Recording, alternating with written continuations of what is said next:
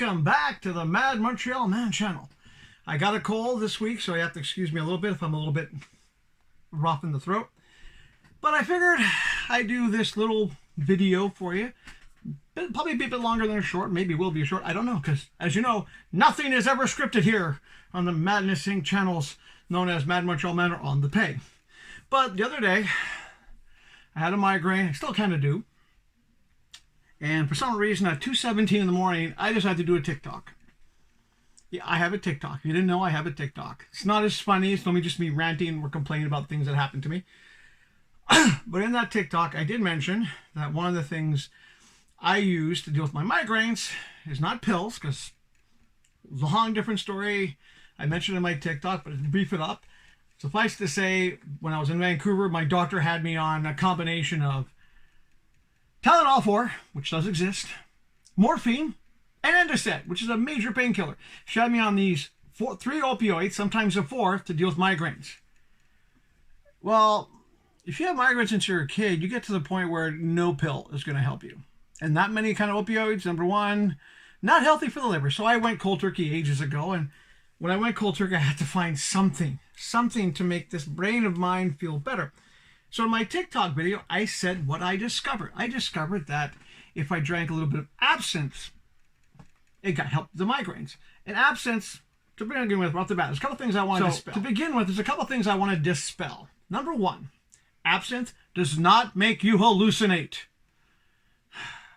There's a bad rep for absinthe, and the reason for that is because when absinthe became a beverage to begin with, there was a shortage of wine, so a lot of winemakers, I need to do something, they dug up these old recipes and they made absinthe. It's a very strong alcohol drink.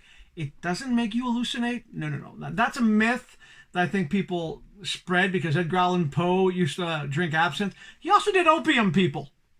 And yes, the original absinthe did have a bit of opium in them, but they don't make you hallucinate. It's an alcohol. If you hallucinate with absinthe, you can hallucinate with a beer. I'm just saying. That's myth number one. It does not make you hallucinate. It does have a stronger alcohol content. Yes, it does. Can you get drunk on it? I guess most people can. I have a high tolerance, so I get to get drunk on absinthe. Second myth is, I see this a lot with these hipsters. They want to show how cool they are. They have absinthe. They got a spoon. They put a sugar on top and they burn the sugar. Why? You defeat the point. That's like people who put ice cubes in with their scotch. Why? No, absinthe is to be drunk straight. You just drink it straight. I always recommend, if it's during the day and you're having a shot of absinthe, have some Scottish blend tea. It goes really good. You have the absinthe, you have the Scottish blend tea. It makes for a nice combination. But let's not go too much into these, because that's a topic for another day. But just to give you an idea of what types of absinthe there are. Now, my favorite, I can't get this anymore. This was a friend of mine brought this back from France for me, is La Fée. I made this last quite a few years. I'd have a shot every night to help me fall asleep and so forth. This is my favorite one. Now, this one also promotes for people on used to absinthe to do the spoon and sugar thing. No, drink it straight. It's a drink for people who are humans, people who want a good, strong taste. Another myth is that it tastes like cough syrup. Not really. It's a bit bitter, so if you like dark chocolate, you should like absinthe. Now, this one, as you can see, is not that strongest. It's only 68% alcohol. Not that strong. Another one that's really nice as well is Lucide. Another good absinthe. I also drink this one as well. This one is only about 60% proof alcohol. So not that strong. No, not really. No. And you have to admit the bottles are nice. The bottles are really beautiful. There's also, the one I normally drink, the one that's easy to get here in Ottawa. It was easy to get in Vancouver. Even though in Vancouver there's only one liquor store that had it. In Ottawa there's only one that has it. But I drink this absinthe. This one, however, I will tell you right now, is probably one of the stronger ones. It's at 70% alcohol. So a little bit stronger than La Fée. Now, it's an acquired taste, I must admit. And contrary to popular belief, I do not drink this like I'm a fish out of water. I'd have a shot every night. As you can see, these two bottles are still full. Miracles do happen. But the same friend who got me this wonderful bottle from France, La Fée, which I like to get, also got me a small sample pack of the other absinthe. I've had most of these in different periods of my life. There's a couple of these I haven't had yet, but I'm saving this for a special occasion. Now, to begin with, you have a black absinthe, which I've had before. It's the closest to the original absinthe, which was opiate-based. You have, of course, red, yellow, green, and blue. Blue is my second favorite taste of absinthe. I love the blue absinthe, followed by the black. Green is what I drink every day. I've had the red. As you can tell, I've had the red because it's open and I've had a couple of shots. I have yet to try the yellow. I don't know why. I have yet to try it. The red wasn't bad. It had a bit of a cherry flavor to it. Now, these little samples are 80% alcohol. That's right. So, I always find it funny when people say, how can you drink that and not hallucinate? I drink a little bit every day. Not a lot, a shot every day. And it does help with migraines. Would I recommend it for everybody? No, because some people who might be alcoholic. My dad was an alcoholic, so genetically I'm prone to it. Thankfully, I have a tolerance for alcohol that, my friends used to go drink with me used to hate me for because they'd be having like 6 beers and they're like, and I'm like, why are you being stupid? Now, I also drink scotch, but scotch is more of a social drink. But no, every night I have a little bit of absinthe to help me sleep. It's good for the migraines. I do enjoy it for migraine relief. It does help. Does it help me sleep better? I don't know. It's been now years of me having a shot every night before going to sleep. And shot, not a Montreal shot, just a regular shot. Basically, a sip of absinthe every night helps with the migraines. It helps to calm down the pain.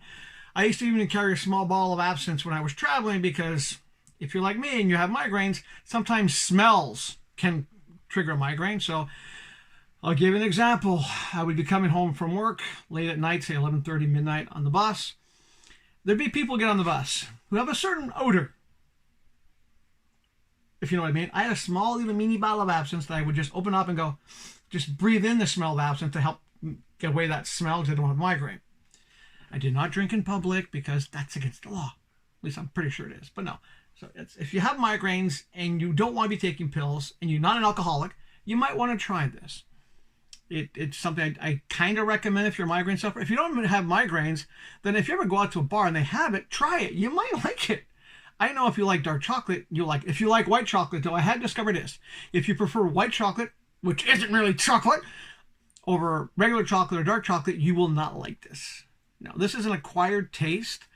I thankfully have that taste for it. I'm at a point now where, to me, beer is like, oh, God, beer, yuck. Except for Stella Artois. I can still drink Stella Artois. But no, it's an acquired taste. And I told on TikTok I'd be doing a video to explain exactly why I drink absinthe and what I find good about it. Maybe it's going back to what my grandmother taught me. I had a Scottish grandmother. Granny was great. And she taught me one of the best tricks for when you're feeling sick was, especially if you have flu or cold. She always said you should have a shot of scotch. And she meant like a double, like a Montreal scotch shot, right? You have a glass of scotch, boy. You lie on your couch with pillows wedged in your back, so like at a 45-degree angle. And you'll get a good night's sleep and you'll feel better. Now, of course, my grandmother wanted any reason to drink scotch because she was Scottish. She wasn't an alcoholic, but she liked having like a wee dram every now and then. The funny thing is this. There's logic behind it. For example, alcohol helps thin your blood. It also makes you feel more relaxed. It is a painkiller. That's one thing. The couch. Sleeping on a couch. Psychologically, when you fall asleep on a couch, you know you're on a couch. The odds of you tossing and turning are greatly reduced because your brain knows I'm on a limited space. Unlike if you have a king-size bed where you might toss and turn all night. And the other thing is, 45-degree angle. When you're resting, it's actually one of the best angles to breathe. It makes it easier to breathe. So, yeah, a little bit of scotch if you get a cold or flu, sleep on a couch. If you have migraines, a little bit of absinthe right before going to bed, you probably have a better night's sleep. And that's pretty much it. That's my explanation of absinthe, trying to dispel some myths. Yeah. Like, for example, I've been suffering from a cold all week. That's why I didn't do any videos the past couple of days, especially on the Peg channel, which is another channel of mine. So I figured, okay, a little bit better today. I got my voice mostly back. Still a bit sore and rough. Still got the sniffles. Well, when you have no heat, what do you expect? Hopefully, things will get better. I mean, next week is the Year of the Dragon, Chinese New Year. I do celebrate that. And hopefully the Year of the Dragon is a good year for me because I could use it. I could use a job. I could use an income. I don't want to be homeless. That's a terrifying thought. It's not that, it'll happen overnight. If I have no income, they still have to go through eviction proceedings, but the thought of becoming homeless, I have so much collection. I have so much stuff. I have toy collections, book collection, comic book collection, vinyl. I have a dog and a cat. So yeah, being homeless is not a good idea. So I definitely have to find some source of income before sort of like that happens. But one thing I also try to do is I always try to stay positive in my videos, no matter how bad my life is. I'm single, I'm old, I'm ugly, I'm unemployed, I have busted teeth. But no matter what, I always try to stay positive. It's like you have to have a sense of humor in life. So I can laugh at myself. I can laugh in my YouTube channels, I laugh at myself. Going back all the way to when I started doing YouTube. Yeah, if you've been with me that long, you are fantastic, and I love you for it. You know who you are. But I used to do YouTube. I started as a project for my daughters, actually my oldest daughter, and I just kept on going with it. I started doing it for my friends kind of at a comic book store, and I just kept on doing it. However, when I did go through the worst part of my life, I did stop for a while. You have to stop. And if you're hearing background noise, even with the soundproof wall, my neighbors are deaf. I'm just saying, they're deaf. They're loud. Yeah, they're loud. They've been making noise all week, and I'm at a point now where it's like, whatever. But no, getting back on point, try to stay positive. No matter how things get, up or down in your life, try to stay positive. Even if it's just positive for one day. Even if you're lying to yourself and you're putting on a show, you're pretending to be positive. Well, guess what? They found that if you smile, it takes less muscle to do this than to... And they found that if you even if just try to pretend to be happy, pretend to be in a better mood, you start getting in a better mood.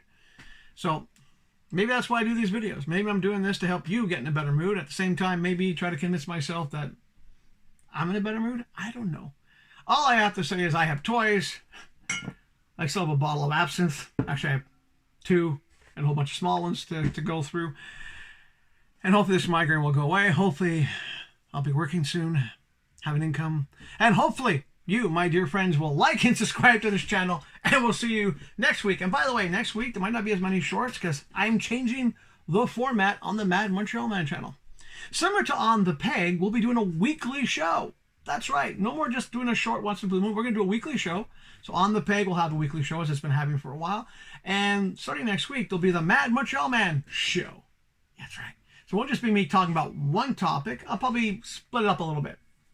But until then, you have to wait, because the next couple of days I'm doing other stuff like job hunting, house chores. You gotta do them. I don't have a maid, don't have a butler. I'm not Bruce Wayne. But no, I have stuff to do over the next couple of days that are important to me, like especially job hunting, especially on the weekends. I find weekends are a good time to job hunt, because if you look at the job boards on the weekend, you might see everything that was posted up on a Friday night before people on Monday start job hunting. That's a hint. Hopefully I find something soon. As you can tell, I'm doing my best to be positive all the time, except on TikTok. TikTok is where I rant. Yeah, I rant on TikTok.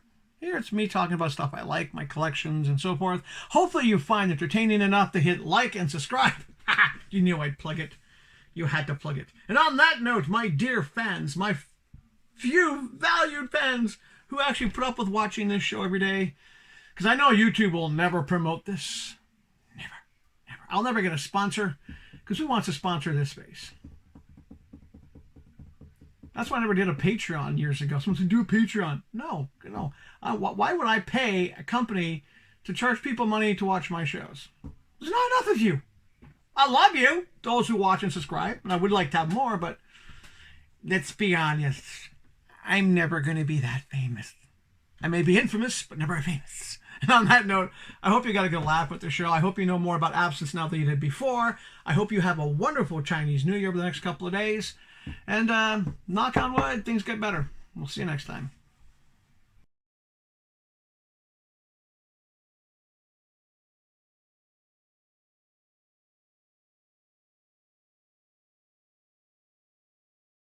absinthe. I can't speak.